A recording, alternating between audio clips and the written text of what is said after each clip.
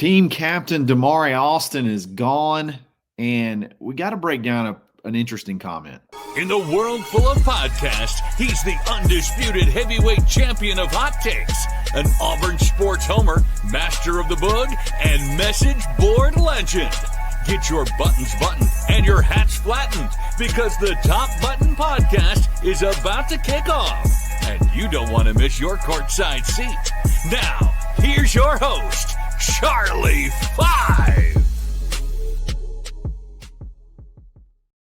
Yes, sir. We're back. It's another episode of the Top Button Podcast. I'm your host, Kyle Rush, a.k.a. Charlie 5, and we're ready to get after it. Whoa, boy, what a news cycle we've had the last 24 hours. I got my man, Reese Dismukes, ready to break down the game and some of the news, and we'll talk about that in just a second. You got a team captain gone. We're going to talk about the game and any adjustments possibly that could be made. But before we do that, we got to give a quick shout out to Rhoback.com. Use coupon code BARN20 to take 20% off your order. Polos, hoodies, pullovers, doesn't matter. They got it all. Show them some love. It's Rhoback.com. Reese, my man, another tough one. Tough one we took right on the chin. Just give me like a quick synopsis of your feelings of the game, the way it went on Saturday, and then we'll jump in and talk about Damari.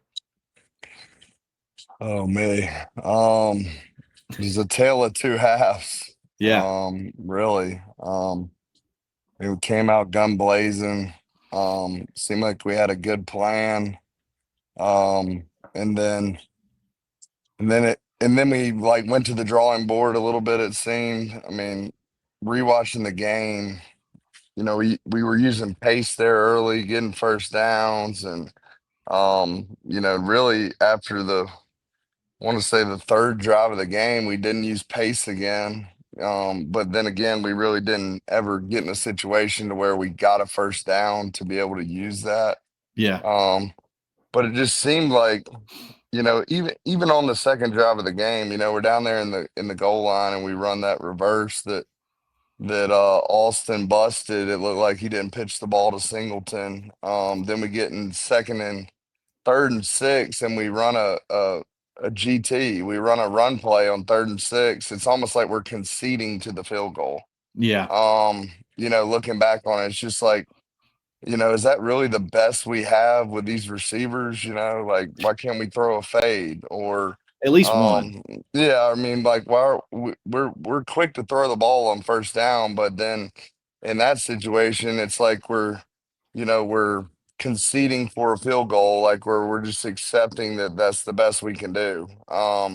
Because I don't believe that these coaches think that 3rd and 6 we're going to run for a first down, with it behind what we're doing. I mean, offensively, the offensive line, I thought they protected decently. They gave up that crucial sack in the second half, on the second drive, it's 3rd and 4. They came down to a bare front and then, dropped out and showed us one of Kirby Smart's pressures that, we didn't do a good job of picking up. We weren't really getting much movement, but we were getting a hat on a hat. I don't know. It's just ugly football there in the second half,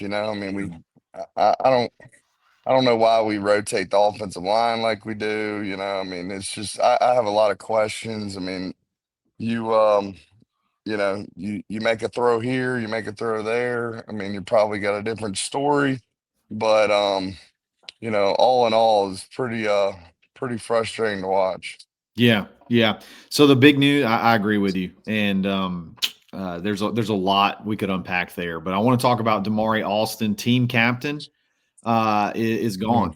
And I think when Hugh was asked about it in his presser yesterday, he said he did not meet team expectations, which is pretty harsh statement from a coach. Didn't meet team expectations. What is it? What does that mean? He was just voted a team captain. So yeah, typically that's for I mean, typically you hear that when you like break a team rule or something like that, and they're asked to leave. So I want to talk about the team captain aspect because I feel like that's pretty sacred. How do you become? I know it's different across, maybe different across staffs or whatever, but like, how do you become a team captain? Like, talk about that for perspective. How do you become a team captain? Well, typically during fall camp, the team will will vote on it. With the coaches, like, hey, team meeting, write two names on a piece of paper, or here's everybody to choose from, or write in if they're not on this list type deal, and Yeah, turn it in, add it up, and then there's your captains. I mean, as far as the selection process, I mean, the becoming a captain, I mean, you lead by example, you work hard. I mean, you earn the respect of your teammates. I mean, I would typically in that situation, it's not there is no friends, I mean, it's, hey, here's the guy we want, leading the yeah, pack. And so it's something that, I mean, hell, one of the proudest things that I, can say that I did was be a team captain twice. And that was, I think before that happened, the last one to do it, Roy Parker tells me, that was back in the 60s or 70s or 50s or something crazy. I mean, yeah. I don't even know who it is, but there's just, you don't, and then COVID came along, and then you had these guys here 8 years, and you had multiple 2-year captains, so that kind of, it's not as special anymore, I don't guess. But I mean, I mean, it's still special though. I mean, anytime you can be selected amongst your peers to lead your organization, lead your team, I mean, that's something to be proud of. And um I mean, it's typically the guys that are going to do the right thing no matter what, I would say. Hmm. Maybe not, maybe not always, they still mess up, I mean, I made Right. mistakes myself, but typically they're going to have the best interest of their teammates before themselves, I would say. Or at least So that's what I would look at it in a captain. So just to make a long story short, like to sum that all up, it's not like they just give this out to anybody. Like at the No. point in time that there's the vote, this guy's looked at as like, hey, we want to emulate this guy. Like if we emulate this guy, if he's the voice for us, we should be moving in the right direction. And I think the year started off really well for that. I think Damari had a really good game against Baylor. He got banged up, and then entered Jeremiah Cobb. Jeremiah Cobb came in and albeit against Ball State and South Alabama, blew up, had a big run, a couple of big runs against Oklahoma. And it just seemed like Damari's play share and honestly carry share went way, way down. And with the rules the way they are, if you play in more than 4 games, you cannot redshirt.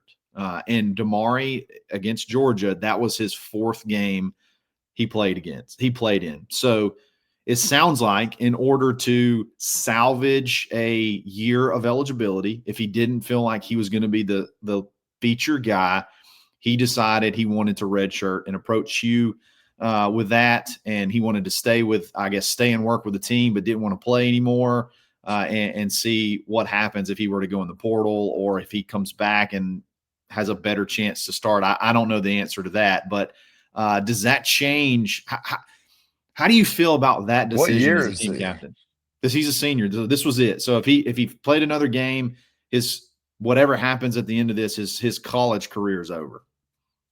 Yeah. So I mean, that's pretty cheap if you ask me, I mean, yeah, I don't yeah, I mean, it's that's tough. it's a It's selfish, tough. selfish sport now, I mean, it's yeah, I mean, hell, if I wouldn't have played 50 games at Auburn, I could still be playing in the NFL, I mean, it's, who knows, I Yeah, mean, that was the number one knock on me going into the NFL was, hey, you play too much football, and hey, if I was to go do it again, I'd do it all again.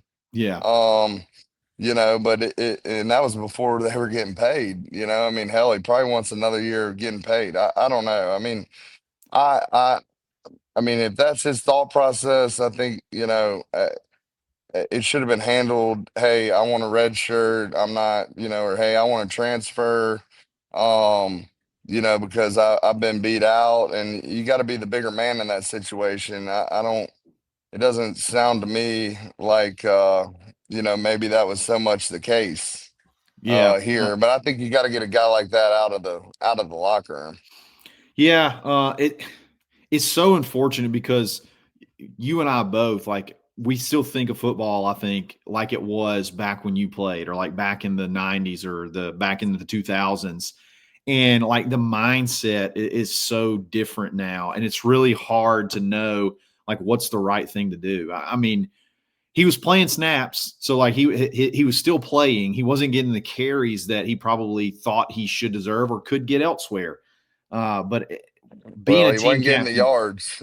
yeah, He wasn't getting the yards, and then he busted that reverse. So yeah, like when you get out there, you have to take advantage of the opportunity.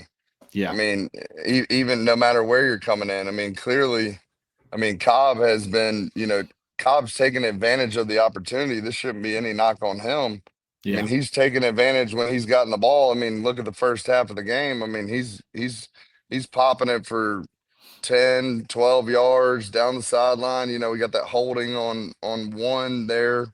On the what drive was that? Yeah, on the second drive where we got the field goal, but we were able to overcome that with Jackson's long run, but um on the draw. But I just you got to take advantage. Especially when you get hurt, yeah, you got to be uh you get hurt when it's your chance to go again, you have to execute what the coach is asking you to do. And if you're not doing that, then the next guy's going to play. The best guy's got to play at the end of the day. But it's a long season. yeah. I We don't. got 6 more games.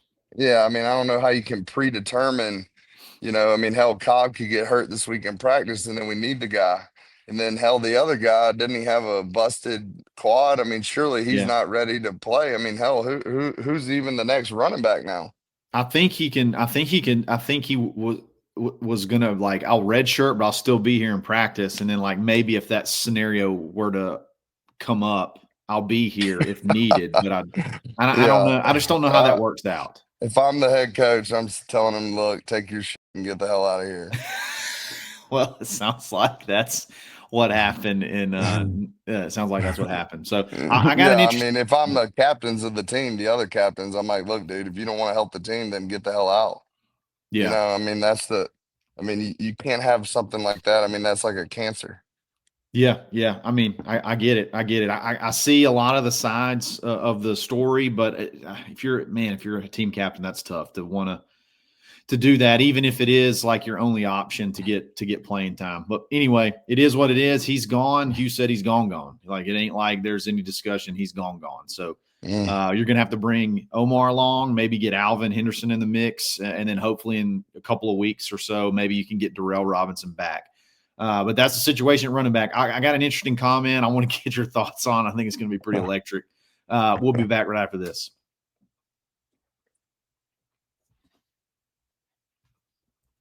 Okay, so Hugh, I want to read this to you, Reese. This is from, and I want you to buckle up. Okay, I want you to take a deep breath. Get some And I want more. you to Get some more. get Nicotine. you another dip, and I want you to let me know your thoughts about this statement. This was in Hugh's opening statement yesterday, and this was part of it. And I'm reading this so that I'm not going to take this out of context. Okay, this is verbatim. All right, here we go. He was talking about it being a tale of two halves, and he goes, the same calls that were executed beautifully in the first half are some of the same calls against the same looks that did not get executed in those game-defining, critical moments. Some of the same. So in other words, hey, we had some stuff that worked. We got some similar looks, and we ran the stuff that worked against those looks in the first half, and they didn't work in the second half. It seemed to be like we're pointing towards execution. I'm just going to sit back and let you go on this one. Well, I don't think it was executed. Whatever was going on in the second half wasn't executed as well as they were executing in the first half. Yeah. One, but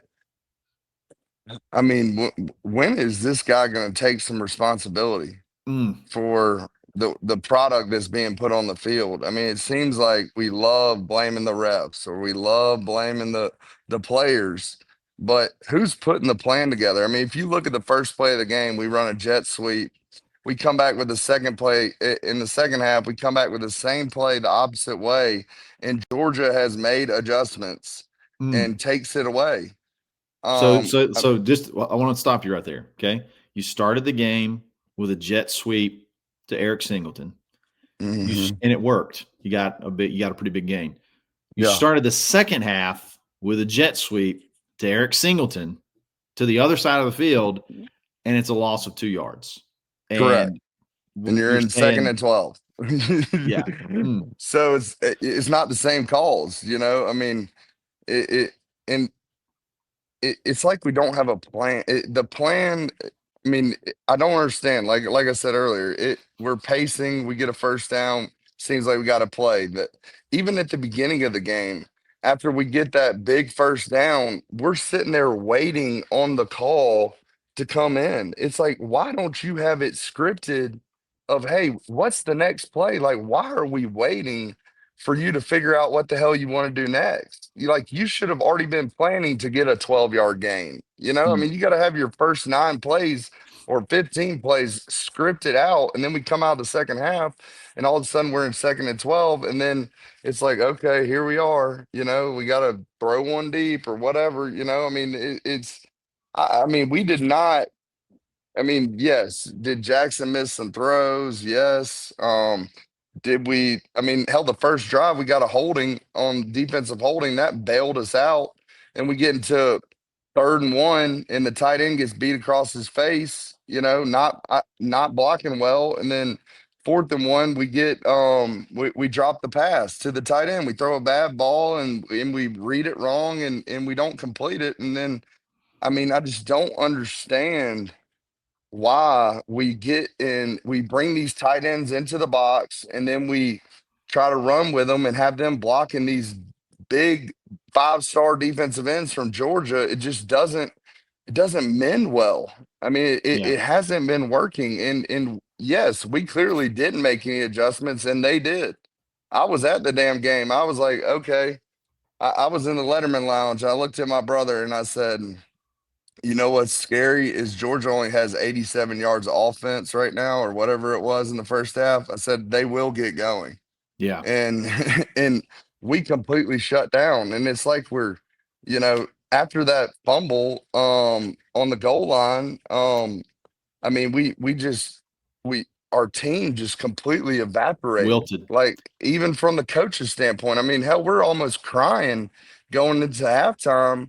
And it's like there's no, I mean, we got to be going. I mean, at that point, hell, you got to be beating people on the sideline. Like, let's go. We got to get points. I mean, we got to get points. Got to get points. Hell, whatever has happened before now doesn't matter. Forget it. I mean, it's over with. I mean, it, you know, I mean, pardon my French, but you know, sorry for all the people that don't like my cussing, but I mean, it's time to go. I mean, and then Hugh Freeze, you got to go call plays. And guess what?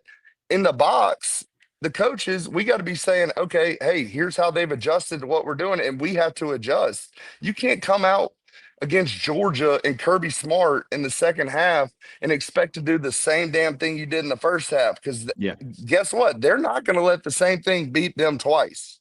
Yeah, it might get them once, and you might get them twice, but you ain't gonna get them 3 times on the same shit. That just ain't. It doesn't work. I mean, you Kirby Smart's buyout's not $118 million for nothing. I can just promise you that. It was that one was a tough one to digest. Maybe to expect that you'd be able to. It was almost like Reese. I don't even know why he'd say that. You know? Yeah, I know that was a tough one. Like we just find ways to lose. You know, it's like, hey, why don't you get up there and say, hey, guess what? I didn't put our team in a position to win. It starts with me, and it's got to get better. That's what leaders do.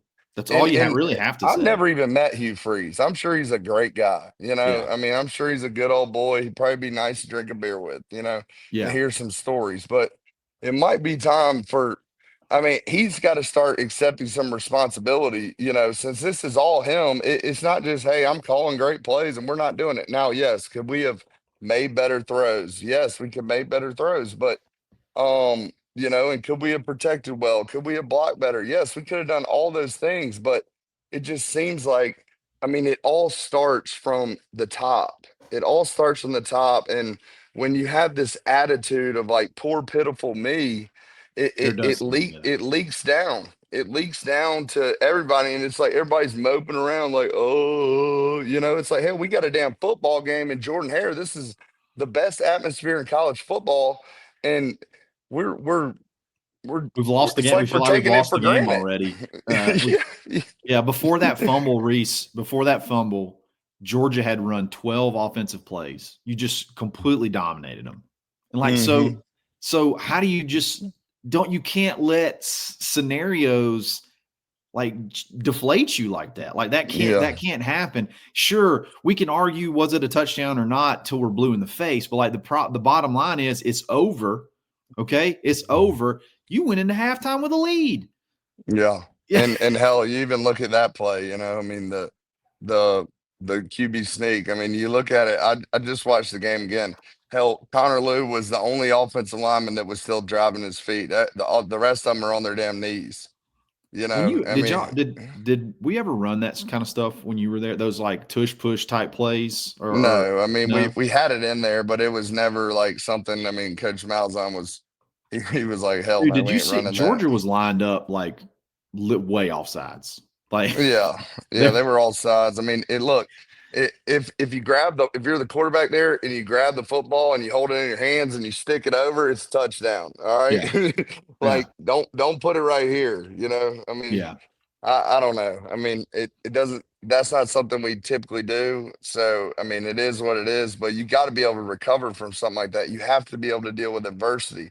I mean, yes, that's football 101. And then from a leadership standpoint, it's whether you're the captains or whether you're the coaches, I mean, you got to accept responsibility and you got to move on. So I don't, this whole like, we didn't execute or whatever, maybe that's a nice way of him saying, like, hey, Jackson played like shit in the second half. He didn't make the throws he played in the second half. And, maybe Hugh thinks um that he can't take it, like he can't take the me saying, hey, our quarterback played bad in the second half. He didn't make his right reads or he didn't do that. So we're gonna point it off on all the team. Well, guess what? We got to get out of that mindset too. One, yeah, you didn't call great plays, or else, hey, we would have won the game, yeah, or it's, hey, we didn't, our quarterback, he did A, B, C wrong. Like we're paying these kids now. So we need to yeah. start having some Treat them like accountability, treat them like adults, let's not sugarcoat it, or let's not bounce around reality. Let's start calling it is what it is, or else guess what? They're probably going to get rid of you. yeah, I mean, somebody's going to lose their job. I mean, there's a lot of people that are pissed off.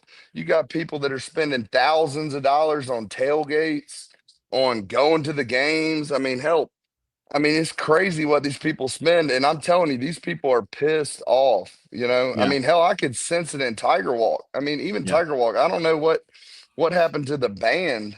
I thought the band used to lead us down Tiger Walk. Maybe I'm just I think they would sense come in after Tiger Walk. Like after they would Tiger come, Walk. and they may have been play. They actually there may have been like a portion of them that play while you're coming down Tiger Walk too. Like I can't 100% remember Yeah, I mean, how it I feel goes. like they used to lead us. It seemed like the team was late getting there. They were And late. yeah, and it was like, I don't know how you're late to this game. Okay, you should be. And I've always thought 2 hours is not long enough to get to a football game. I Yeah, mean, then all of a sudden, I mean, hell, centers and QBs got to be out an hour before, and everybody's got to get taped. Hell, I don't think 2 hours is long enough. yeah. But that's above my pay grade. All right. So you got to deal with what you got. But I mean, even Tiger Walk coming down, it's like, It wasn't very. like, It wasn't very. There even was the not a lot of crowd, excitement. like everybody is just they're exhausted of this same old whatever we got going on. I mean, it's just like the poor pitiful me, I mean, it leaks down from the top down, and I just don't understand why we keep putting it off on the players, and because it's not all the players, you know. I mean, you got Right. these guys are trying to bust their ass, and some of them are trying to win, but some of them, and a lot of times they're being put in a position to fail. You know, I Yeah. mean, it's I don't I don't like that whole attitude. Yeah. But One thing you talked about earlier, you're talking about Jackson, and we were talking about the second half, and it seemed like once he also, and it may be emulating it, getting it from, the way the head coach's vibes were, is like it felt like once adversity hit, he kind of shut down as well. Hugh reaffirmed, hey, we're sticking with Jackson. So there's no, you're not changing. What are your thoughts? What are your thoughts is that there? what he I said feel like today or he said that today. yesterday? Yeah, they're rolling with Jackson. Thought he played great in the first half. Missed some critical throws in the second half. You hope he gets off to a hot start again Saturday, and maybe you can carry it on for 4 quarters. I personally think there's some things about Jackson that can't be fixed, or they limit. They're limiting. And I think you might need to look at another option. But I'd love to get your thoughts there. Yeah, I mean, I don't. We sure as hell don't have a problem rotating the offensive line. So I don't understand why we have an issue rotating the quarterback. You Yeah, know, that I mean, we're getting rolling in the second half, have a good drive, and then they bring in Wright to go after they give up the sack. They take 52 out. It wasn't even his fault. It was Wright's fault. And then they take 52 out. And Connor could have came back over there as well. But I mean, we take him out, then we bring in Too Tall, and he gets, we're the pass sets are, I mean, I mean, I don't even know what we're doing. It's just tripping and falling over. We're on our knees. It's never good to be on your knees. And I mean, I mean, it's just not. yeah, But I mean, as far as Jackson goes, I mean, that just tells me that clearly we don't have anyone else ready to go. You yeah, know, I mean, I like hey, we're going to stick with our guy. I think that's, maybe we're just trying to give him a little more confidence, and we think he gives us the best chance to win. But hopefully on the back end, they're prepping number two, whoever that is, that hey, let's go give him a shot, because sometimes you don't really know what you got until you put them in the football game. yeah, I mean, you're not going to see all this at practice. So sometimes you just got to give another guy an opportunity, and then he either takes advantage of it or he doesn't.